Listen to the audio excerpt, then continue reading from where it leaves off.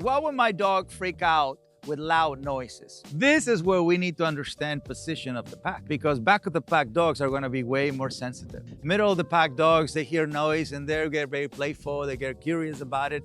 And front of the pack dogs are never going to have a problem with loud noises, changing environment.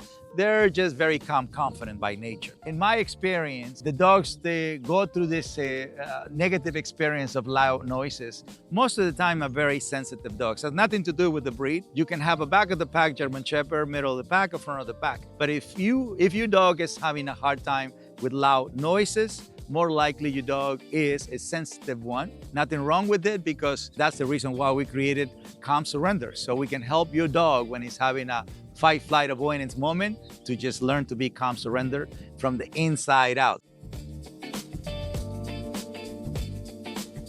Better Dog Supplements, natural ingredients, simple formulas, profound impact.